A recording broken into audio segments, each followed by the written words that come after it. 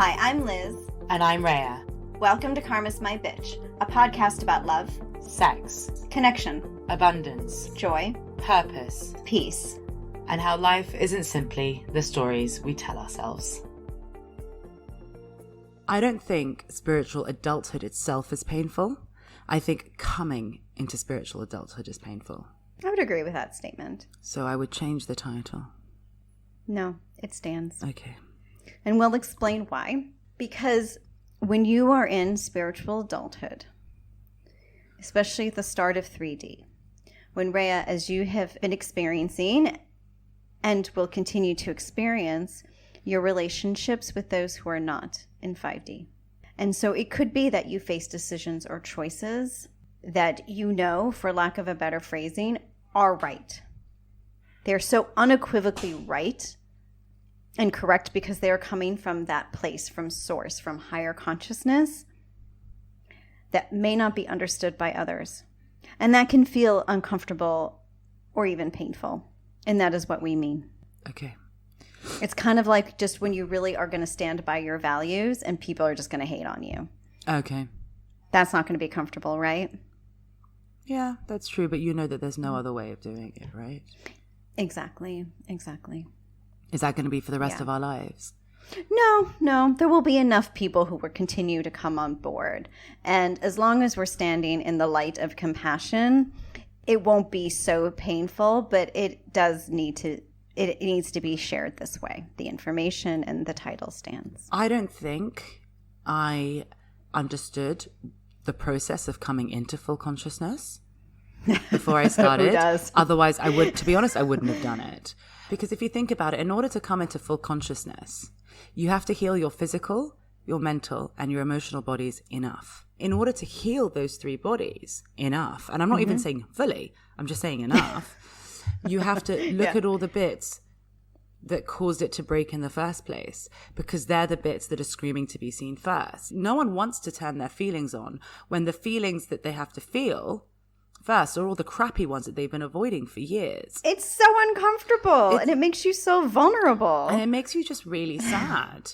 I mean, I don't know how, you've avoided feeling them for a reason. I mean, it might not have been a smart reason, but it was a reason. And, having to feel those emotions, having to allow your mind to run and see where it goes, to take responsibility for your shit and realize you've created this. And then to start making conscious movements through life. So, yeah, I wouldn't have done it. But at the same time, I actually don't think, if anything, I really had a choice. And that's not because of a mission or a purpose or a this or a that. It's just, I think when we get to this point where we're like, fuck this, anything is better than this, we are being called to heal our shit. Because we want to be in consciousness. We want to be present. We want to be happy. We want to be at peace. And everything else is a poor imitation. And we are aware of that. So I think that, like, when I say to you, coming into spiritual adulthood is painful, but once you're in it, it's not. I stand by that in many ways, because I think that once you're in spiritual adulthood and you are conscious, yes, it definitely hurts to see other people suffering and know that you can't help them. They have to help themselves. 100%. It definitely hurts when you have to make choices, or you make aligned conscious choices that other people don't understand. And it would be so much easier just to choose what they want you to choose rather than what you want yourself to choose. 100%. But I do think that there is an underlying peace and or happiness that doesn't go away, which is not something that we ever could have whilst not being in spiritual adulthood, right? But then after, the only pain that you would ever feel is the dissonance when you choose to not be conscious anymore. And it feels so uncomfortable that you go, that you can't do it. I wouldn't argue with that. I mean, I do feel like for some people who do end up coming into full consciousness, sometimes it's just accidental. As deliberate as it is, it's almost like, did I really mean to do that? Yeah, exactly. I have to say that was a bit like mine, where I can't say that I was aware all the time. I was just kind of following the breadcrumbs or all the little signs that kind of just sort of were nudging me in a particular direction. And then the more aware I became, the more I was like, oh, that's what this is. Okay. That's, I think, why we teach the importance of following your heart.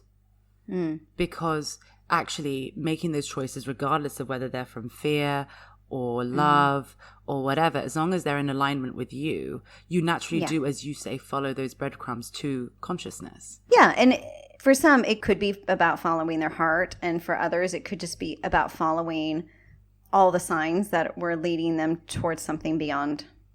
Yeah. That wasn't always about a feeling. Like for me, it was a knowing. It was a sense. Yeah. Less than it was about the sentiment, right?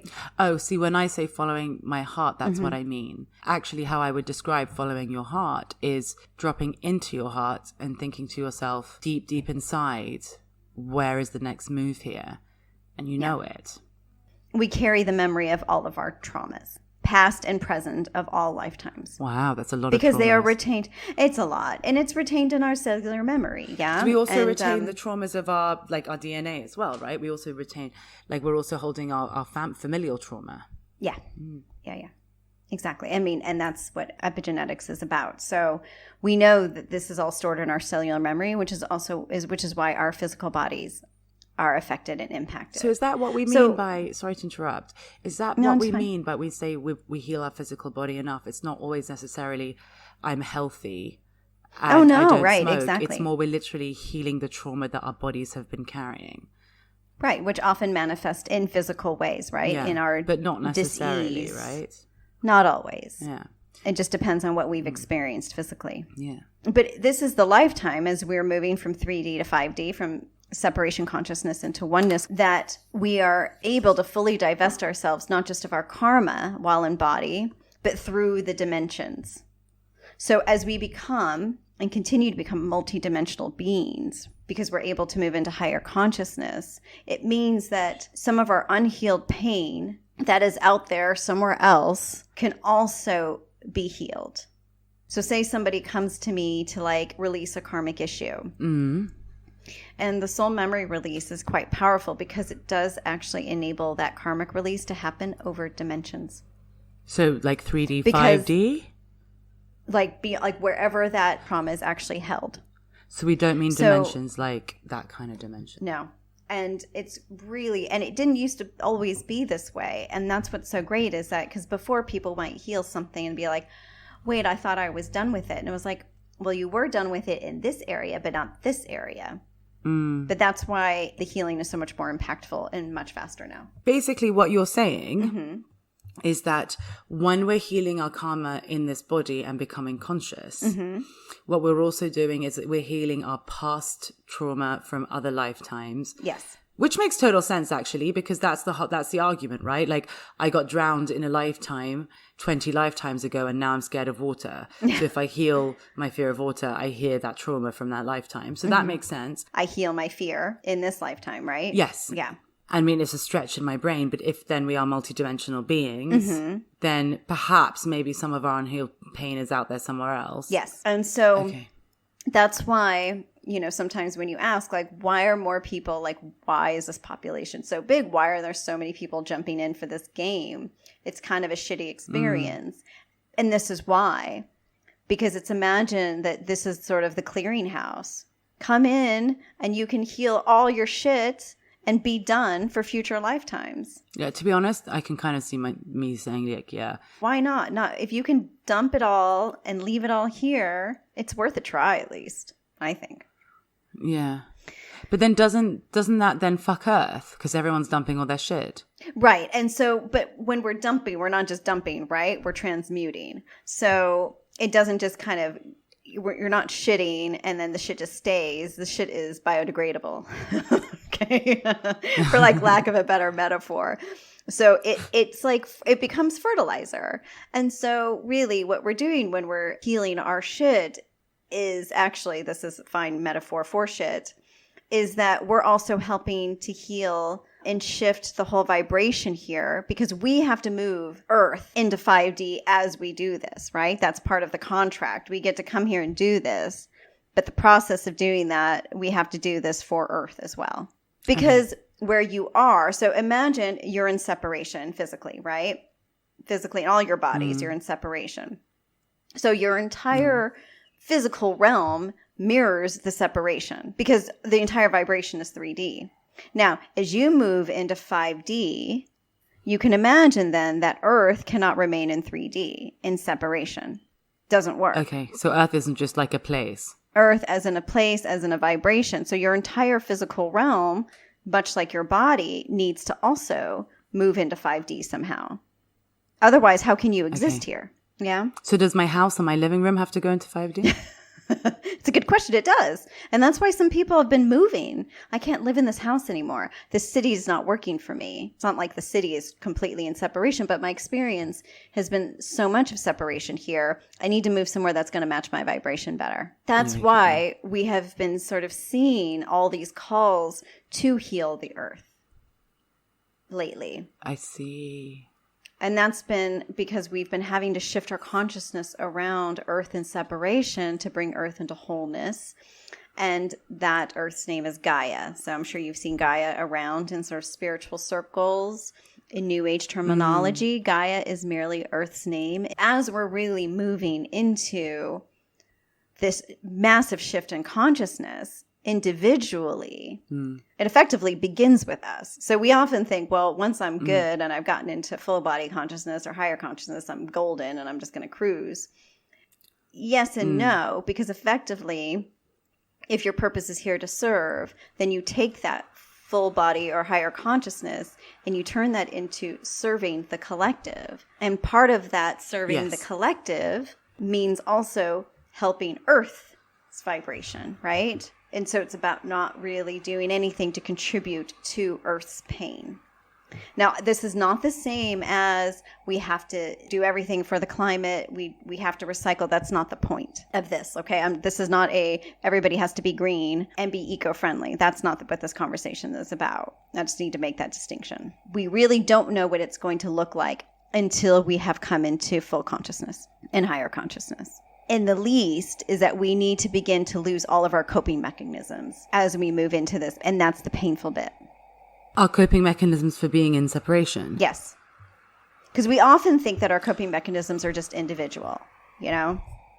I partake of this type of whatever drug in order to feel better. But we also treat our surroundings in such a way where everything's very disposable because we treat our lives in a very disposable way because we can't handle our pain. We're really talking about being person-friendly to begin with, right? Until we can really master that, we have no idea what it means to how to treat our earth plane. Yeah. Or how to bring earth into wholeness and 5D consciousness. Doesn't even work. But look, it makes sense because if some of the values, intrinsic values of 5D is respect and responsibility, if we do that for ourselves and as an extension we do it for other people, we would also then do it for our planet. Exactly. We would care a fuck ton more. You care about whether it's clean. You care about whether it's organized. You care about how it reflects you because you have to look at it. Exactly.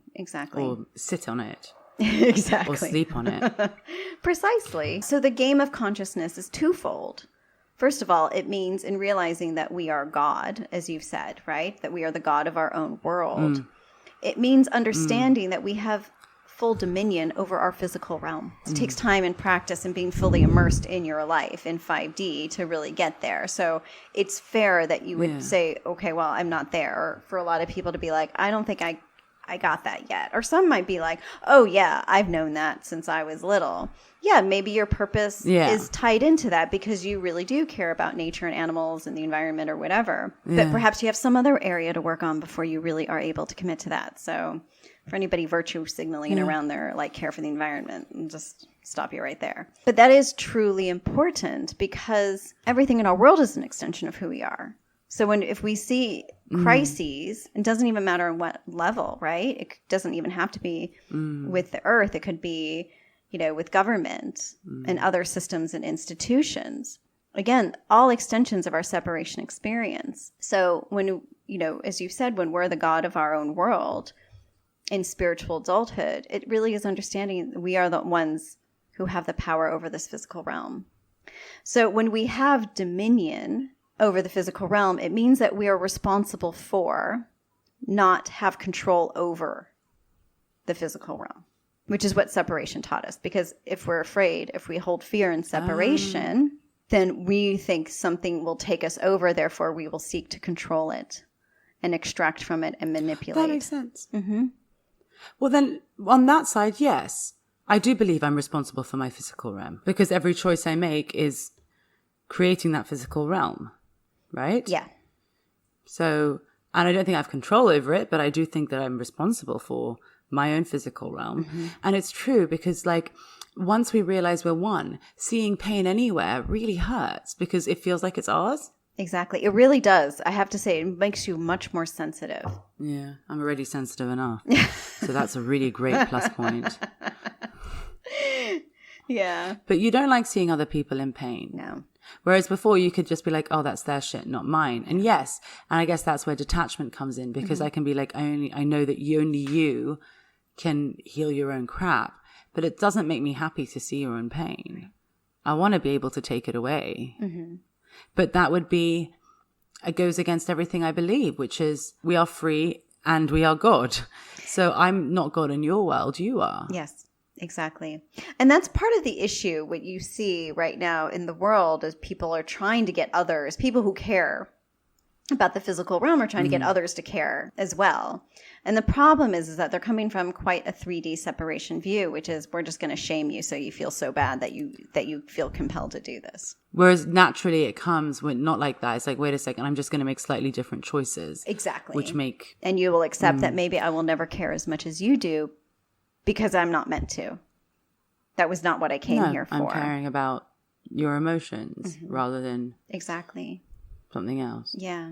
But what we see and what we have seen for decades now is a sense of shaming and guilt and manipulation out there to get people to care and to sort of create a polarity around it, right? And there is so much polarity that it's not working. So all people really want to do is just get sheep to sort of follow, right? It's sort of like this mind control that's trying to, people are kind of throwing out there. It will actually lead to greater destruction than is intended. Excellent news. As we know, so we need to come at it from a much more 5D perspective, which is through freedom, right? We have freedom if we are fearless and karmaless. And when we care and want to protect our own freedom, we will seek to ensure freedom for everything and everyone else. Because if you know that your freedom is not going to be taken away or challenged, then you can respect the freedom for others. But is there something we're going to see now? Because I know it took me forever to get out of my karma, then get rid of my ego and my fear, and then come into 5D and then get used to it before I could really start thinking about anything else. Yeah. I mean, I imagine it will take a long time, right? A very long time. I mean, it's kind of funny to me. We're having this conversation and then they were like, well, you're not really going to see the result of this in this lifetime. It's going to take several generations, which makes sense given the amount of damage that has been wrought on this earth plane in our physical realm over eons. Given that amount of time, if it takes several generations, that's not horrible. But the ideas have been planted, right? It's out there enough that it will come to be when consciousness can allow it. The past couple of episodes have been like, what do relationships look like in 5D? What does this look like in 5D? What does manifestation look like in 5D?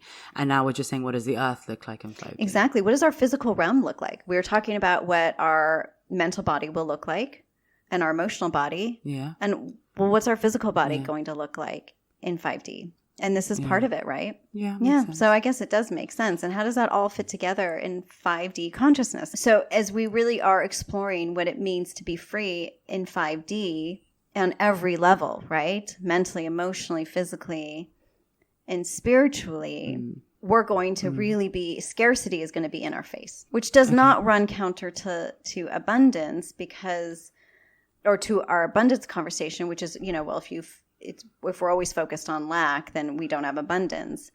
It ties to the abundance conversation, but it's not wholly about that. Because the scarcity conversation that's going to be faced, right, that topic is really going to be... It's more, it will run out. Exactly. And the fact that we need to really contend with that, because that is one of the things that has to heal. So I guess it does make sense that it's about respect and stuff, not in like you have to do this, but I choose to do this because I respect where I am. I choose to do this because I honor where I live. And I'm so in touch with who I am. I know what my body needs now. I know what I require. I know how that fits in because we all, again, if 5D is all about harmony, there is a possibility to exist harmoniously, where then we may not all need the same things, but that does somehow balance. But that's what we talk about abundance, is that like, I have what I need. I have more, I have enough. Yeah.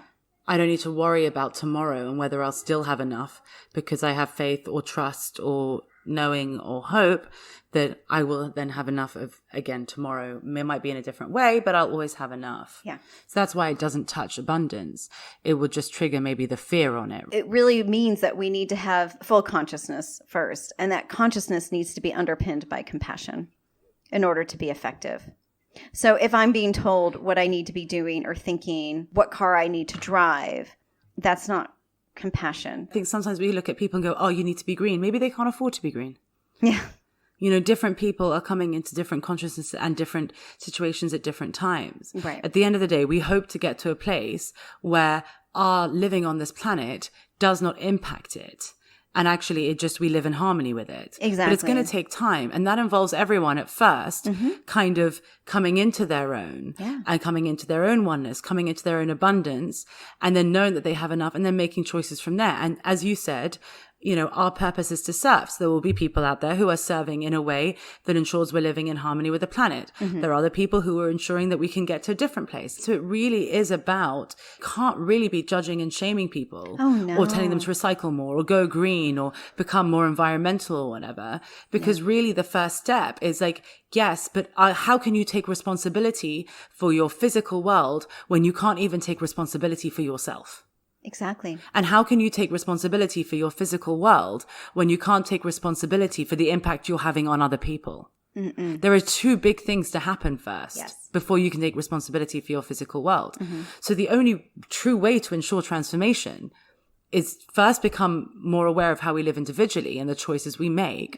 I mean, you know, like we're learning to pack light, as it were, because that's abundance. Right. And then from there, we can let everything else flow, because it will become a natural extension of that. Yeah. I respect myself. I respect you. I respect this physical, the world that we're living in. And I respect my physical body. I respect whatever. It just bleeds through. I take responsibility for it. Yeah. I don't have control over it. I don't have dominion over it.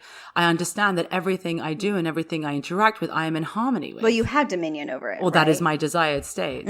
Yeah, exactly. Yeah. And As in, that is what I want. I want to be in harmony with it. And that could feel like a stretch for some who are very poor, who live in such great poverty in countries where the only way in which they can maybe feed their families is to scorch an acre of farmland. That's really important to look at, that until everyone is in a place of full empowerment, nothing can fully get done, not in a way that will be that impactful. I mean, we can do little bits now, but also the other thing that just kind of popped into my head is also we need to still be tackling that one of the tenets of 3D separation, which is greed. Yes, exactly. Whilst greed really exists, this will be an issue.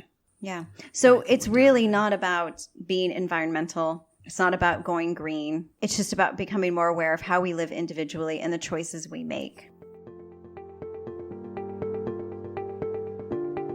Thank you for listening. For more information, articles, and inspiration, find us at karmasmybitch.com and at karmasmybitch.insta. And if you liked what you heard, please subscribe and leave us a review.